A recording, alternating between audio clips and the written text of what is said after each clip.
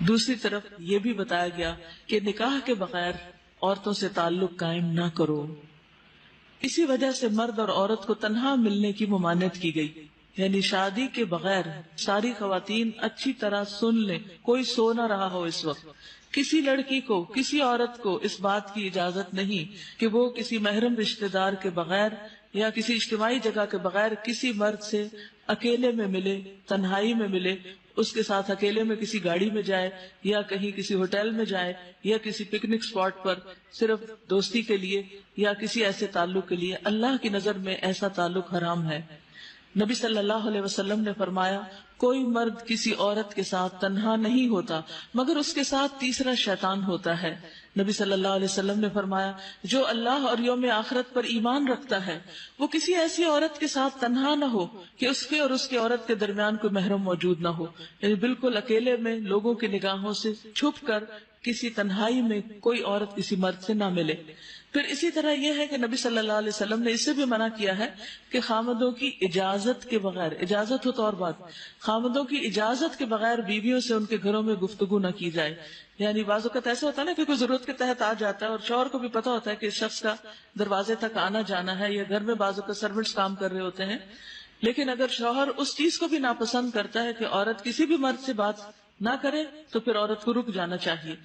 اسی طرح کسی عورت اور مرد کو نکاح کے بغیر اور نسب، سحر اور رضاعت کے بغیر آپس میں ایک دوسرے کو چھونا نہیں چاہیے، الا یہ کہ کوئی ایکسیپشنل صورت ہو، جیسے ڈاکٹر مریض کو چھوتا ہے یا کوئی بیمار کو اٹھانا پڑتا ہے، کسی ایمرجنسی کی صورت میں کسی عورت کو ہاتھ لگانا پڑتا ہے. ورنہ عام حالات میں اور خصوصاً اگر کسی مرد کے ساتھ کسی لڑکی کے کوئی بھی دوستانہ تعلقات ہیں تو اول تو انہیں ختم ہونا چاہیے، لیکن کسی کے بھی دعوت پر، کسی کے کہنے پر، کسی کے بھی کسی پیار بھرے انویٹیشن پر، سو کالڈ پیار بھرے انویٹیشن پر اپنا ہاتھ کسی مرد کے ہاتھ میں نہیں دینا چاہیے. رسول اللہ صلی اللہ علیہ وسلم نے فرمایا تم میں سے کسی کے سر پر لوہے کا ہتھوڑا مارا جائے، تم میں سے کسی کے سر پر لوہے کا ہتھوڑا، سب نے دیکھا ہوگا ہیمر، وہ کسی کے سر پہ مارا جائے تو یہ اس سے بہتر ہے کہ وہ کسی ایسی عورت کو چھوئے جو اس کے لیے حلال نہیں. یعنی مردوں کے لیے بات حرام ہے، اس کا یہ مطلب نہیں عورتوں کے لیے حلال ہے. ظاہر دو طرفہ ہی تعلق ہوتا ہے، ایک طرفہ نہیں ہوتا. اسی لیے جب آپ کبھی دکان پر جائیں یا کسی مرد کے ساتھ کوئی لین دین کا معاملہ ہو، کوئی کاغذ لینا ہو، دینا ہو، تو اپنے ہاتھوں کو، اپنے جسم کو، اپنے آپ کو بچا کر رکھیں. اسی طرح بھیڑ اور رش کی جگہوں پہ نہ گھسیں. یعنی اگر بازار میں یا کسی بھی جگہ پہ جانا ہو جہاں مرد بھی ہوں تو ٹھہر جائیں، رک جائیں. موسیٰ علیہ السلام جب مدین گئے تو وہاں انہوں نے 2 لڑکیوں کو دیکھا کہ جو مجمع میں گھس کے کام نہیں کر رہی بلکہ ایک طرف کھڑی ہیں اپنے جانور روک کر. اور آپ دیکھیے کہ ان لڑکیوں کی اللہ نے کیسی قسمت کھولی کہ ایک دوسرے علاقے سے ایک نبی کو بھیج دیا ان میں سے ایک سے شادی کرنے کے لیے. کیسا اچھا رشتہ آیا. یہ کس وجہ سے تھا؟ اس کو اللہ نے اتنا نیک شوہر کہاں سے دیا؟ سوچئے کیسے ہوا یہ؟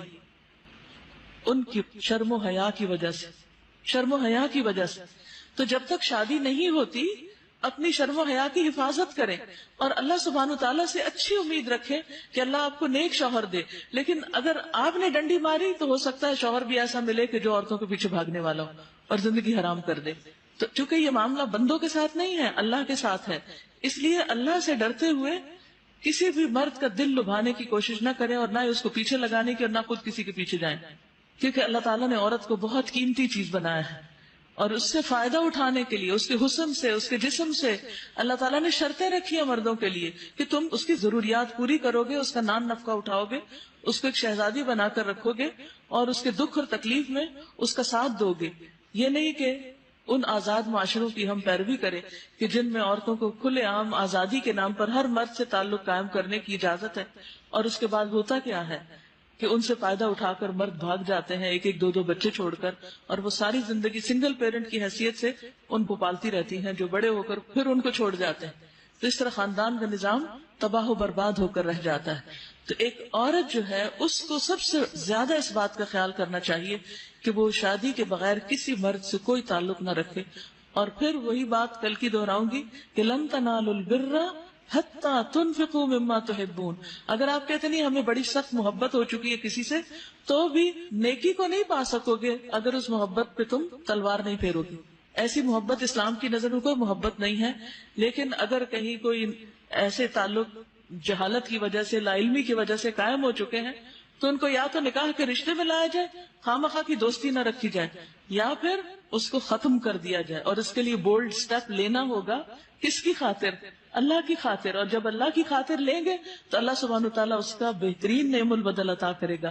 یہ ہو نہیں سکتا کہ کوئی شخص اللہ کی خاطر کوئی چیز چھوڑے اور اللہ تعالیٰ اس کا بہترین بدلہ نہ عطا کرے. جیسے روزہ انسان اللہ کے لیے رکھتا ہے تو اللہ تعالیٰ کا وعدہ کیا ہے؟ انا اجزی بھی، میں اس کی جزا دوں گا. اسی طرح اگر آپ ایسے تعلقات کو اللہ کی خاطر چھوڑتے ہیں تو اللہ تعالیٰ اس کی جزا آپ کو دے گا. اور اگر آپ نے نہ چھوڑا تو دنیا اور آخرت دونوں میں رسوائی کا ذریعہ بنے گا. تو اللہ تعالیٰ ہم سب کو اس سے محفوظ رکھے.